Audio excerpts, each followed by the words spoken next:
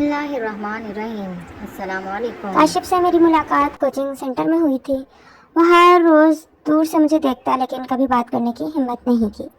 میں نقاب لیتی تھی۔ ایک روز چھٹی کے ٹائم اچانک وہ میرے سامنے آ گیا، کہنے لگا کہ آپ مجھے اچھی لگتی ہو، لیکن یہ بات میں آپ کو کرنے کی ہمت نہیں کر پا رہا تھا۔ تو پھر میں نے دوست سے بات کی جو ہمارا ٹیچر بھی ہے، لیکن اس نے بھی منع کر دیا کہ وہ ہماری اسٹوڈنٹ ہے۔ رشتے کی بات پر برا مان گئی اور شکایت کر دی تو کوچنگ سینٹر سے مجھے نوکری سے نکال دیں گے۔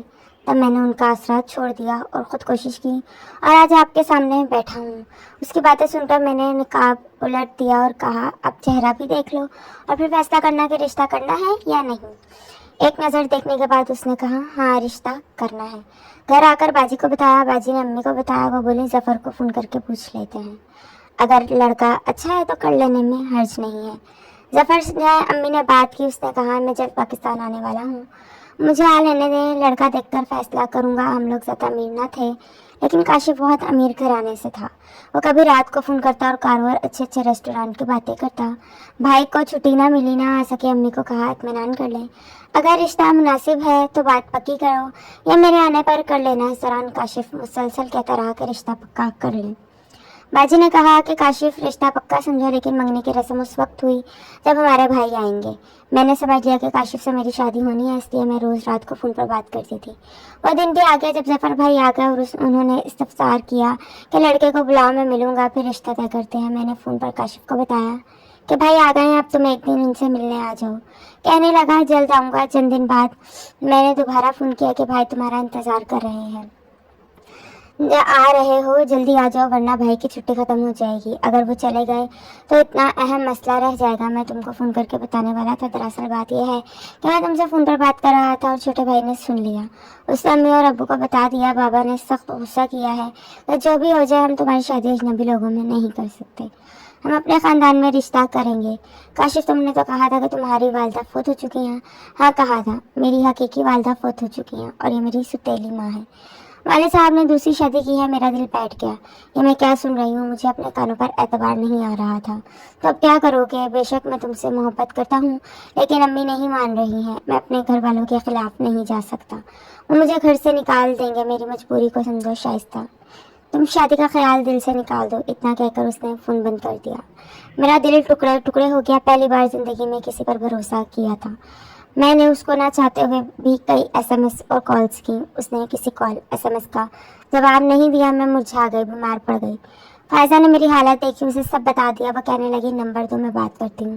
اس نے نمبر ملایا، پوچھا، جس کی راہ میں دیوانوں کی طرح کھڑے ہوتے تھے اسی کو اپنا دیوانہ بنا کر اب تم کو کیا ہو گیا کہ بات نہیں کرتے، اس کی کال کا جواب نہیں دیتے؟ اس نے جواب دیا کہ مجھے پتہ چلا ہے کہ یہ اچھی لڑکی نہیں ہے، میرے علاوہ اور لڑکوں سے بھی بات کرتی ہے، اس لیے میں نے اسے چھوڑ دیا ہے۔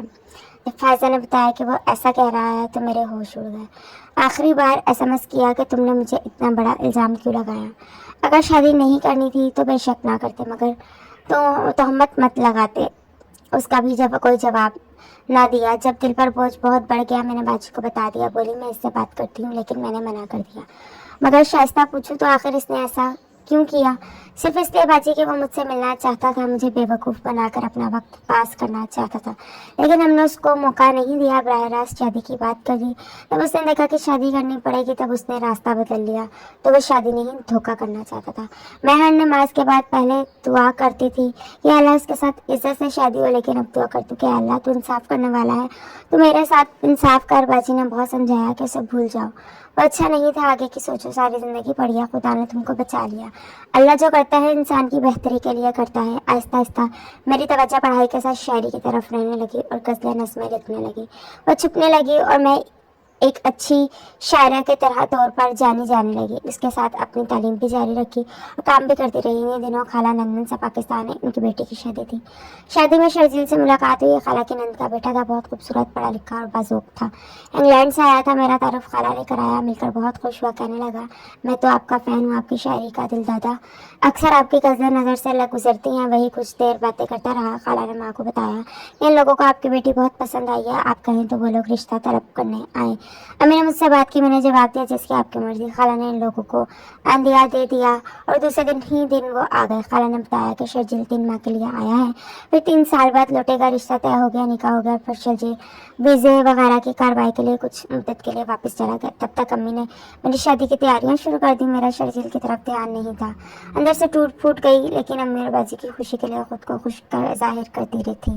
वो घड़ी आ गई जो हर लड़के की ज़िंदगी में आती है। मुझे दुल्हन बना दिया गया। सब कह रहे थे कि शाइस्ता बहुत खूबसूरत लग रही हो, लेकिन मैं अनजाने अंदेशों में गिरी हुई थी। शादी के पहले दिन ही शर्जील ने मेरा दिल जीत लिया और मैं काशिफ के दिए गम को भूल गई।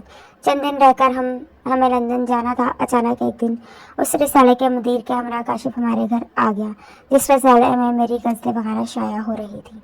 उसने वहाँ से खोज लिया था और मुबारकबाद देने आया था। बाजी ने मुदीर साहब को तो ड्राइंग रूम में बिठाया और फिर काशिफ से पूछा, तुम क्यों आए हो? मैं शाइस्ता को मुबारकबाद देने आया हूँ। मुझे पता ना था कि वो इतनी अच्छी शायरा है। मुदीर साहब से मिलने गई, सामने काशिफ को देखा और हैरान रह गई। इसे देखकर वापस जाने को मुड़ी ही थी कि वो बोला, बात तो सुनो, एक दफ़ा पहले तुम्हारी बात अनसुनी की थी। पहले मेरी अम्मी नहीं मान रही थी, अब मान गई है।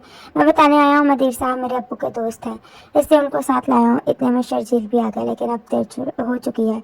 शाइस्ता की शादी हो गई है, उनके शौहर से मिलो। बाजी ने बात आगे बढ़ाई। काशिफ ने एक मुर्दा इंसान की तरह मेरे शौहर की तरफ हाथ बढ़ा दिया।